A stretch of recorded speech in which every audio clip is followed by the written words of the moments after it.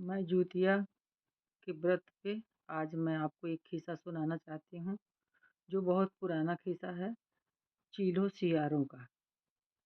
जिसको लोग चीलो सियारों को शादी में भी निमंत्रण देते हैं और चीलो सियारों खिलाते हैं। तो कोई शुभ काम करता है तो उसमें भी खिलाया जाता है चीलो सियारों। उन्हीं चीलो और सियारों का किस्सा है ये। एक समय की बात है, एक नदी के किनारे बहुत बड़ा पाकड़ का वृक्ष था, जिस पर एक चिल्होर रहती थी। उसी के ठीक नीचे एक सियार माद बना कर के रहती थी। दोनों की बड़ी आपस में दोस्ती थी। दोनों खूब प्रेम से मिल कर के रहती थी आपस में, और एक दूसरे का सुख दुख लेना, हालचाल लेना। ऊपर से चिल्होर बोलती थी तो नीचे से सियार बोलती थी अपना, आपस में लोग बातें करते थे। पहले उस समय जानवर भी बातें कर लेते थे, पेड़ पौधे भी बात करते थे। उस समय आप ये लोग का बहुत मेल मिलाप था। और एक दिन देखती है चिल्होर ऊपर से कि बहुत नदी के किनारे बहुत चहल पहल है, लोग आ जा रहे हैं। तो सियार से कहती है कि ये सखी, पता नहीं क्यों बहुत चहल पहल है, आज कुछ है क्या लगता है। और जाती, तुम पता लगा करके आती जरा कि क्या है आज। तो सियार बोलती है, अरे मैं कैसे जाऊंगी, अगर मैं वहाँ गई तो मनुष्य मुझे तो मार ही डालेंगे। मुझे जिंदा थोड़ी न लौटने पाऊंगी मैं कैसे जा सकती हूँ। तुम जाओ, तुम अपना धीरे से पता लगा करके चली आना। तो चिल्होर कहती है, अच्छा ठीक है, हम ही जाते हैं, पता लगा करके आते हैं। तो अपना जाती है और देखती है, किसी से वहाँ पूछती है एक लोगों से कि क्या है आज। तो बोलती हैं कि आज जिउतिया का व्रत है, हम लोग नहाने आए हैं नदी के किनारे, व्रत करेंगे, कथा सुनेंगे। इस व्रत को करने से पुत्र की लंबी आयु होती है, सुख समृद्धि मिलती है। ये बहुत महान व्रत है, इसको करना चाहिए, बहुत अच्छा व्रत है। अब चिल्होर सुन के आती है, सियार से बोलती है कि ये सखी, आज तो बहुत बड़ा त्योहार है और जिउतिया का व्रत है, सब लोग जिउतिया के व्रत के लिए नहाने आई हैं और इसके बाद अपना पूजा करेंगी, लोग कथा सुनेंगी। और हम सोच रहे हैं कि हम भी रह जाएं। तो सियार बोलती है कि ये सखी, हम भी रह जाएंगे। तो कहे कि नहीं, तुम कैसे रहोगी, और तुम्हारे तो बहुत पेट बड़े हैं, हाड़ मांस खाने वाली हो, पता नहीं व्रत का नियम पालन कर पाओगी कि नहीं। हमारे तो छोटे से पेट है, हम तो दो चार दाने चुन करके रह लेते हैं, हमारा तो हो जाएगा, बाकी तुम नहीं कर पाओगी। इसलिए ये व्रत करने की भी मत सोचो, और व्रत को नियम से करना चाहिए, मत करो। तो बोलती है, नहीं सखी, हम भी नियम से ही करेंगे, हम भी सोच रहे हैं हम रह जाएं। कहती हैं, ठीक है, अगर कर पाती हो तो कर लो, चलो करा जाएगा हम दोनों लोग। तो अपना दोनों जाती हैं नदी के किनारे, डुबकी लगा लगा के नहाती हैं। नहाने के बाद वहाँ पे औरतें जो कथा पूजा करती हैं, वहाँ छिप करके ये लोग भी कथा सुन लेती हैं, वहाँ पे जा कर के पूजा कर लेती हैं। उसके बाद आती हैं, वो अपने घोंसले में चली जाती है, ये अपनी माद में चली जाती हैं, अपना आराम करती हैं दोनों लोग। अपना बातचीत भी वहीं से होती रहती है दोनों का। फिर उसके बाद जो है धीरे धीरे रात हो जाती है। तो रात जैसे ही होती है, वैसे सियार को अपना भूख प्यास सताने लग जाती है।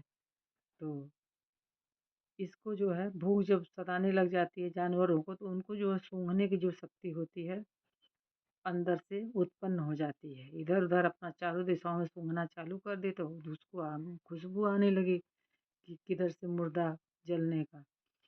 तो ये अपना बेचैन होने लगी कि अब क्या करें, व्रत तो है, हमने चिल्होर से वादा किया है कि हम व्रत करेंगे, और अभी तो जाग रही होगी। हम जाएं कैसे, सोचते हैं कि धीरे से जाएं और देखें कुछ भोजन पानी ले आएं, क्योंकि व्रत नहीं रहा जा रहा है, खुशबू बहुत सता रही है इनको, भूख प्यास।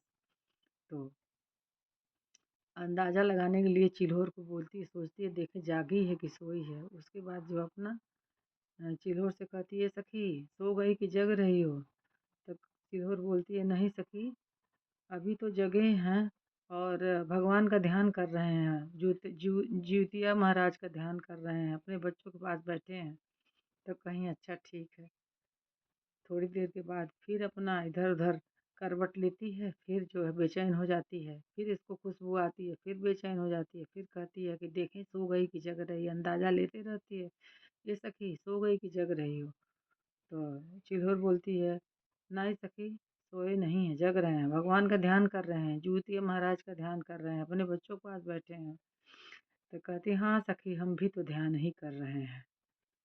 फिर उसके बाद ये चिरहुर सोचती है कि क्या बात है, कुछ गड़बड़ लग रहा है, ये बार बार हर 5 मिनट पर क्यों पूछ रही है।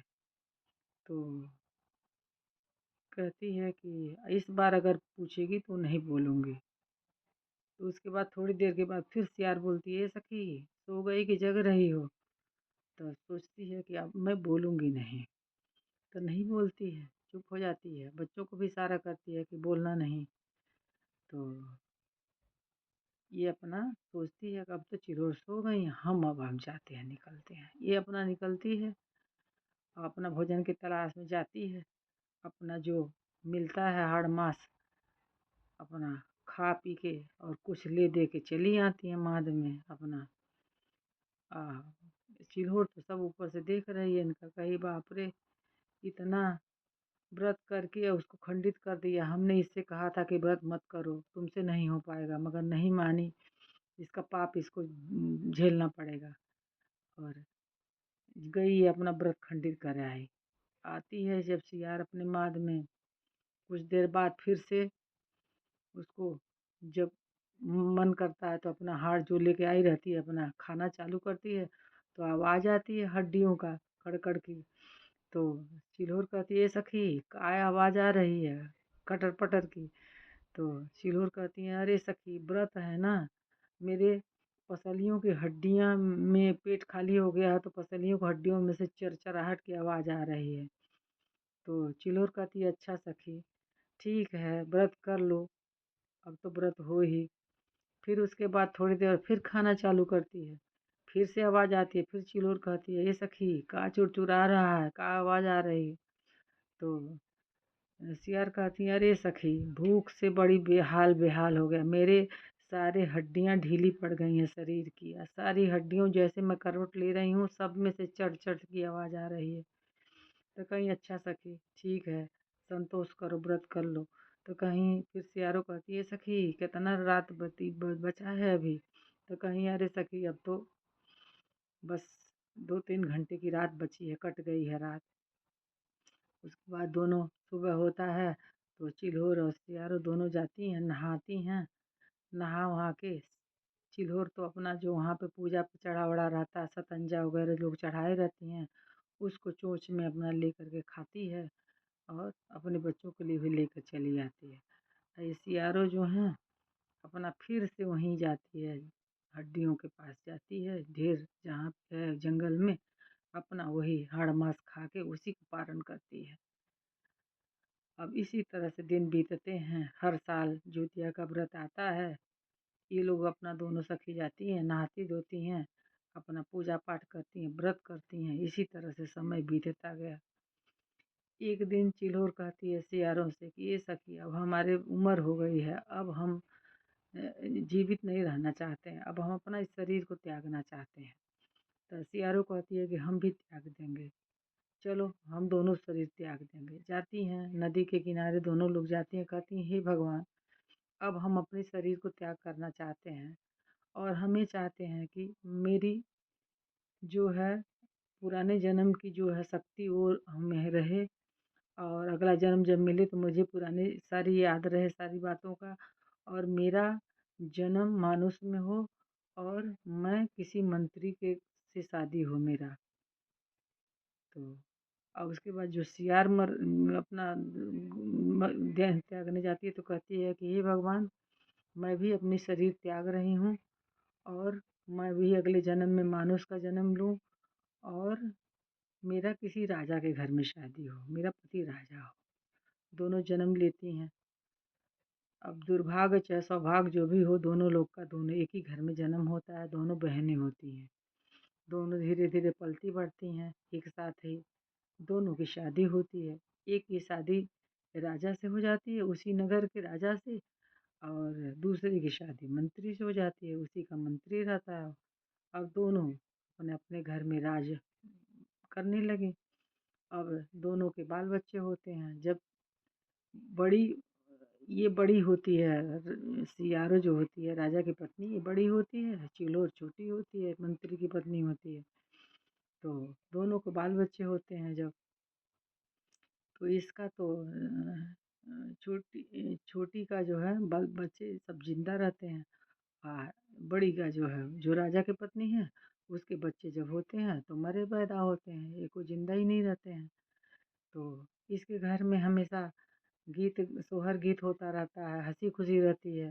मंत्री की पत्नी को, राजा की पत्नी को जो होता है हमेशा रोना पिटना पड़ा रहता है, अच्छा नहीं रहता, मनहूसियत रहती है। तो ये चिढ़ने लग गई उससे, ईर्ष्या करने लग गई।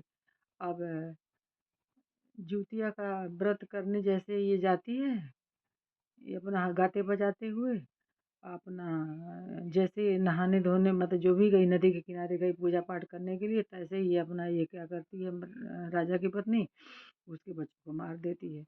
जब मार के चली आती है, वो पूजा करके जब गाती है तो बच्चे जिंदा हो जाते हैं, उसके बच्चे जिंदा ही मिलते हैं।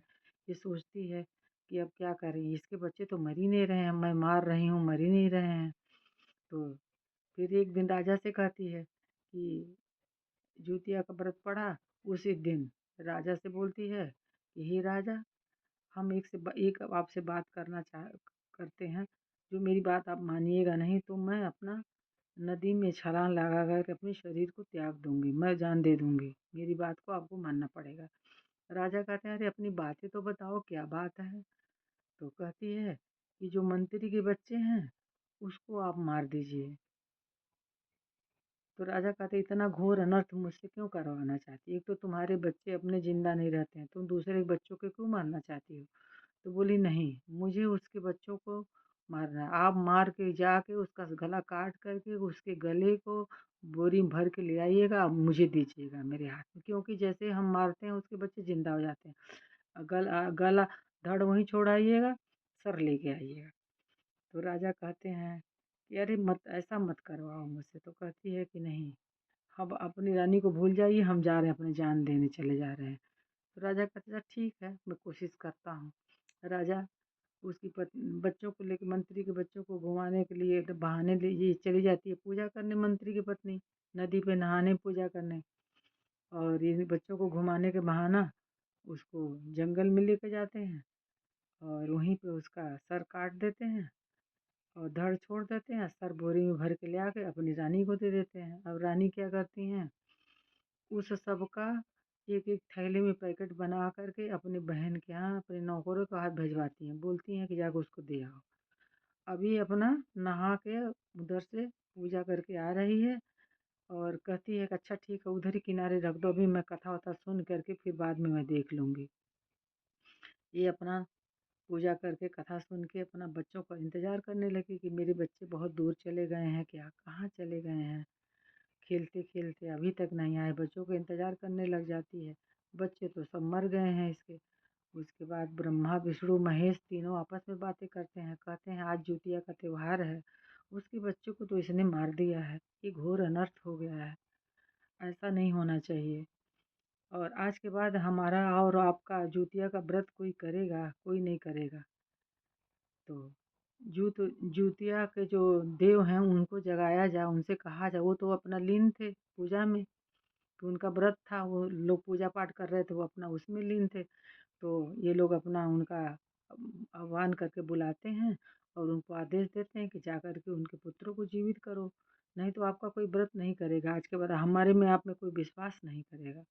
आज जिउतिया का त्योहार उसके बच्चों को मार दिया है। उसके बाद जो है जिउतिया देव जाते हैं, उनकी थैलियों में से उनकी सर को ले कर के उसको जोड़ देते हैं, उनके बच्चों को जिंदा कर देते हैं।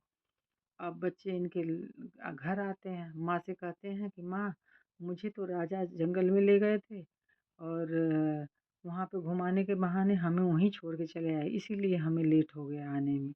तो माँ कहती चलो कोई बात नहीं, ठीक है, चलो घर में चलते हैं। जब घर में जाते हैं, आपस में लोग प्रसाद खाते हैं, बातें करते हैं, हंसी मजाक करते हैं सब लोग।